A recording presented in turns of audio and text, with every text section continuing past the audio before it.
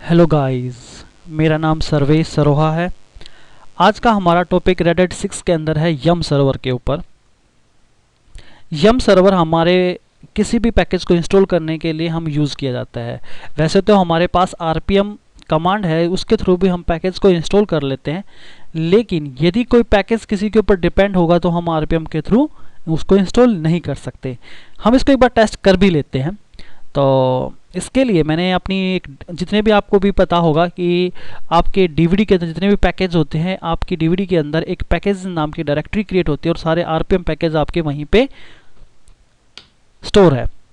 तो हमने by default आपकी जब भी ग्राफिक्स डला होता है आपकी डीवीडी माउंट हो जाती है मीडिया के अंदर, और यहाँ पे हम एलएस करके थोड़ा आपके लिए विजिबल हम कर देते हैं। अब कुछ बेटर है आपके लिए। आपकी डीवीडी यहाँ पे हमारी माउंट है, RHL एंटर, और LS देख करते हैं। यहाँ पे हमें पैकेज नाम की डायरेक्टरी शो करा रहा है। इस पैकेज नाम के अंदर हमारे RPM पैकेजेस है, एंटर, और LS देखिए, और ये सारे आपके RPM पैकेजेस है, करीबन 2000 से ज़्यादा ही है। हम एक बार इसको ऐसे भी करके देख सकते हैं, -L से, ये देखिए, ठीक है। हाँ जी, अब यदि मैं RPM, हमने एक वीडियो में RPM के थ्रू पैकेज को इंस्टॉल करना सीखा था।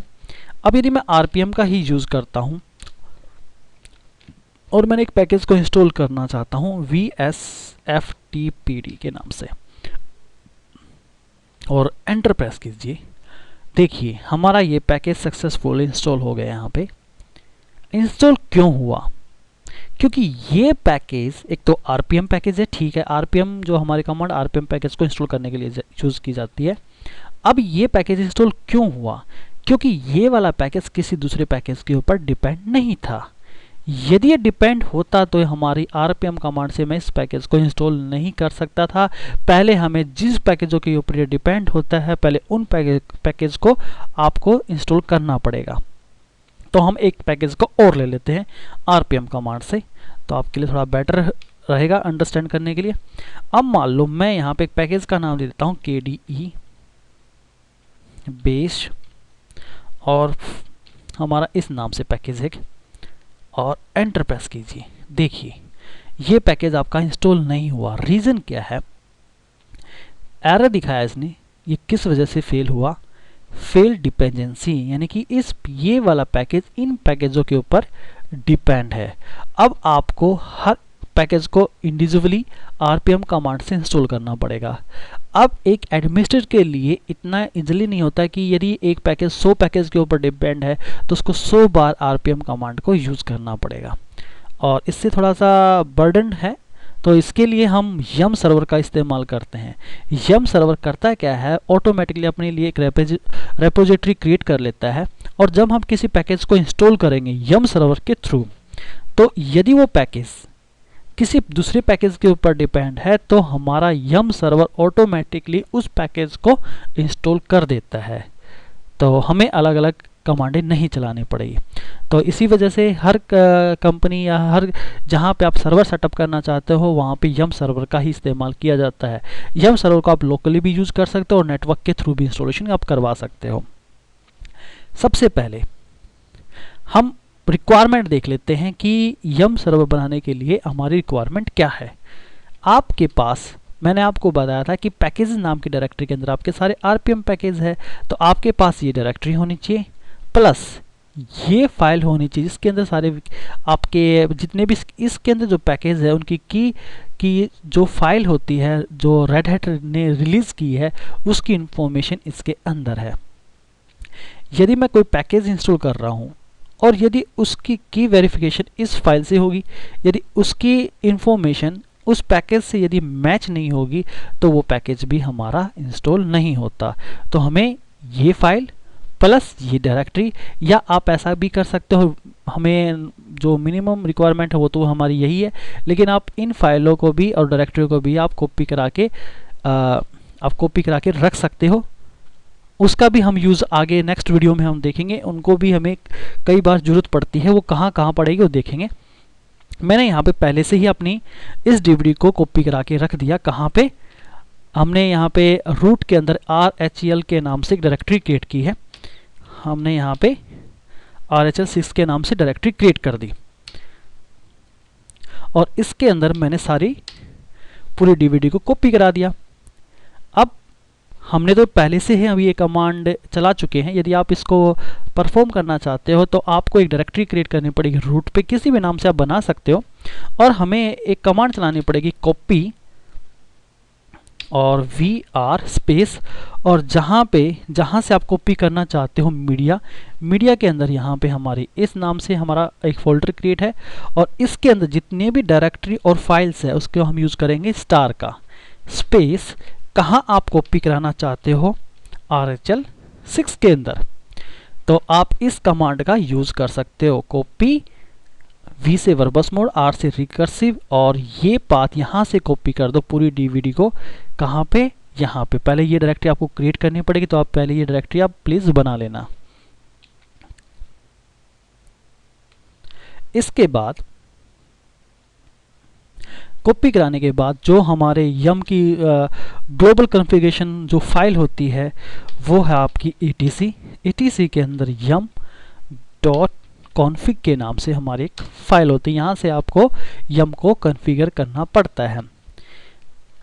तो यहाँ पे आपकी मेन फाइल है। इसके बाद हमारी कैश डायरेक्टरी है जहाँ पे आपकी जितने भी हम पैकेजेस इंस्टॉल करेंगे उनकी हेडर फाइल वो स्टोर होती है इस पाथ पे, और आप कहीं करना चाहते हो तो आप और कहीं भी चेंज कर सकते हो।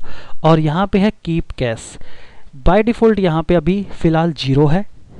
यदि आप इसको रिप्लेस करके 1 कर देते हो तो होगा क्या कि मैं जितनी भी हमारी हेडर फाइल है वो स्टोर होने लग जाएगी इस लोकेशन पे, और यदि आप 0 करोगे तो हमारी हेडर फाइल यहाँ पे स्टोर नहीं होगी। इसके बाद है डीबग वैल्यू। हमारी जो डीबग वैल्यू होती है वो आप 1 से लेके और मैक्सिमम 10 तक आप यूज़ कर सकते हो। और इसके बाद है हमारी लॉग फाइल। आप यम की जितनी भी लॉग फाइल स्टोर होगी वो इस लोकेशन पे आपकी स्टोर हो जाती है लॉग फाइल। और इसके बाद है एक्सटेक्चक इज इक्वल टू 1 मैंने आपको बताया है। तो यदि वैल्यू आप 1 रखोगे तो आपकी वैल्यू मतलब है ऑन, 0 करोगे मतलब है ऑफ। यहाँ पे जब पैकेज इंस्टॉल करेंगे यम सर्वर के थ्रू तो हमारे आर्किटेक्चर को चेक करता है 1 का। यहाँ पे बाय डिफ़ॉल्ट अभी 1 है, तो हमारा जब भी हम कोई भी पैकेज इंस्टॉल करेंगे तो हमारा आर्किटेक्चर चेक होगा, यानी कि 64 बिट है आपका पैकेज या 32 बिट के लिए है पैकेज है, ये हमारा आर्किटेक्चर चेक करता है यहाँ पे। इसके बाद है यहाँ पे एब्सोल्यूट्स इज इक्वल टू 1। यहाँ पे यदि मैं यम सर्वर के थ्रू कोई पैकेज को इंस्टॉल करा रहा हूँ, यदि उस पैकेज की फाइल आपके सिस्टम में पहले से ऑलरेडी है तो ये उसे रिप्लेस कर देगा। 1 तो रिप्लेस, 0 है तो रिप्लेस नहीं करेगा। इसके बाद जीपीजी चेक, जो मैंने आपको की वेरिफिकेशन के लिए एक फाइल आपको बताई थी जो आपकी डीवीडी के अंदर होती है। तो 1 तो हमारा यम सर्वर जब भी कोई पैकेज को इंस्टॉल करेगा तो उसकी की वेरीफाई कराएगा उस फाइल से, उस फाइल को भी चेक करेगा, मैच होगा तो हमारा उस पैकेज को इंस्टॉल कर देगा यम सर्वर। यदि मैच नहीं होता तो इंस्टॉल नहीं कर पाएगा। और आप यहाँ पे 0 कर देते हो तो हमारा पैकेज बिना की वेरीफाई के लिए, बिना चेकिंग के आपका वो पैकेज हमारा यम सर्वर से इंस्टॉल कर देता है। तो ये आपके ऊपर डिपेंड है। तो बेस्ट यदि आप रखा जाए तो एक सिक्योरिटी पर्पस से आप इसे 1 ही रखोगे। इसके बाद है प्लगइन्स। यम सर्वर के अंदर आप प्लगइन्स को यूज़ करना चाहते हो तो आप यहाँ पे 1 कीजिए, और यदि आप प्लगइन्स को यूज़ नहीं करना चाहते तो आप यहाँ पे 0 प्लेस कर सकते हो। इसके बाद है यहाँ पे इंस्टॉल ओनली लिमिट 3। अब किसी भी पैकेज के आप कितने वर्जन आप इंस्टॉल करना चाहते हो तो वो आप यहाँ पे सेट कर सकते हो। यदि मैंने यहाँ पे यदि 1 कर दिया तो हमारा एक ही वर्जन का ही पैकेज इंस्टॉल होगा। यदि मैं 2 कर दूंगा तो सेम पैकेज के हम 2 वर्जन इंस्टॉल कर सकते हैं यम सर्वर के थ्रू। अब यदि हम नीचे आके देखते हैं यहाँ पे ग्लोबल कॉन्फ़िगरेशन फाइल हमारी यहाँ पे थी etc के अंदर yum.config के नाम से। और यदि आप सेपरेटली फाइल रेपोजिटरी आप क्रिएट करना चाहते हो फाइल, तो आप इस पाथ पे क्रिएट कर सकते हो। etc के अंदर yum.repo.d नाम से हमारी डायरेक्टरी होती है, और इसके अंदर आप सेपरेटली एक फाइल क्रिएट कर सकते हो। नाम आप कोई भी दे सकते हो, और उसके पीछे आपको .repo आपको यूज करना पड़ेगा। मैंने अभी यहाँ पे प्लगइन्स की बात की, तो प्लगइन्स आपके कहाँ पे स्टोर होते हैं वो और देख लेते हैं। vi etc के अंदर yum के अंदर हमारे प्लगइन्स होते हैं। और मैं यहाँ पे vi कर हटा के यहाँ पे cd कर देते हैं और एंटर प्रेस कीजिए ls। यहाँ पे देखिए हमारे ये प्लगइन्स हैं। यदि आप किसी प्लगइन्स को, अब बाय डिफ़ॉल्ट तो आपके सारे प्लगइन्स यूज़ होंगे, यदि आप चाहते हो कि ये वाला प्लगइन्स यूज़ ना करे हमारा यम सर्वर, तो आप इसको हटा भी सकते हो, इसको डिसेबल भी कर सकते हो। उसके लिए आपको इसको ओपन करना पड़ेगा। vi एडिटर, किसी भी एडिटर का आप यूज़ कर सकते हो। vi है, vim है, gedit है, आपका नैनो एडिटर है। तो हम फिलहाल vi एडिटर का इस्तेमाल कर लेते हैं और ओपन कीजिए इसे। यहाँ देखिए अनेबल्स मोड, यहाँ देखिए अनेबल इज इक्वल टू 1 है, तो ये प्लगइन्स आप यूज़ करो। यदि आप इसको बंद करना चाहते हो कि ये प्लगइन्स यूज़ ना हो, तो इसको डिसेबल करने के लिए हम यहाँ पे 0 चेंज कर सकते हैं। फिलहाल हम इसे 1 ही रहने देते हैं। इसके बाद हम अपनी यम सर्वर करने के लिए हमें एक रेपोजिटरी क्रिएट करनी पड़ेगी। उसके लिए हमें कमांड चलानी पड़ती है क्रिएट रेपो।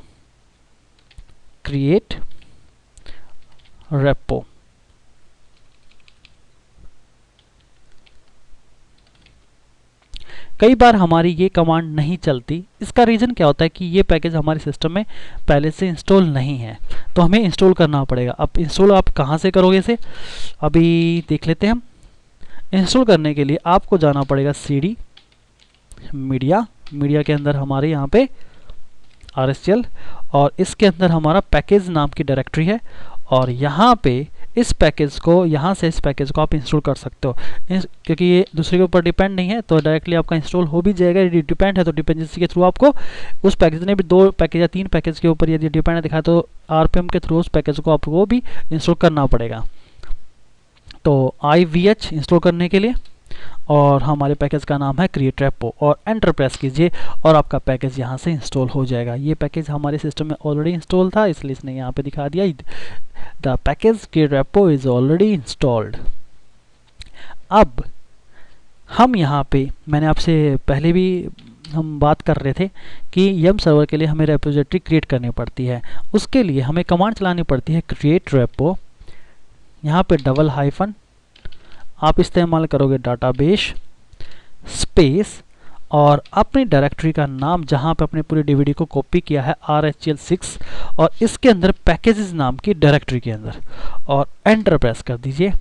हमारी ये कमांड सारे पैकेजों की, यहाँ पे रेपोजिटरी इन्फॉर्मेशन, हमारे पैकेज की कौन सा वर्जन है, किस नाम से है, कौन सा पैकेज किस पैकेज के ऊपर डिपेंड है, ये सारी इन्फॉर्मेशन यहाँ पे एक डायरेक्टरी क्रिएट कर देगा पैकेज नाम की। इस डायरेक्टरी के अंदर रेपो डाटा नाम से, और उसके अंदर सारी इन्फॉर्मेशन डाल देगा हर पैकेज की।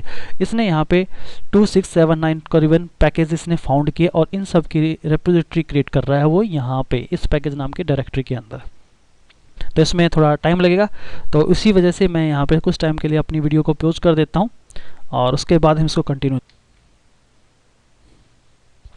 और देखिए हमारे यहाँ पे रेपोजिटरी यहाँ पे क्रिएट हो चुकी है। इसने यहाँ पे ये और ये 4 फाइलें यहाँ पे क्रिएट कर दी। तो आप चेक भी कर सकते हो हमारी RHL6, उसके अंदर पैकेजेस, और एंटर प्रेस कीजिए यहाँ पे ls, और यहाँ पे हमारी फाइल है। आप चेक करना चाहो तो आप यहाँ पे ls करके, क्योंकि फाइलें ज़्यादा है तो आप ls करके -l से भी यहाँ पे चेक कर सकते हो।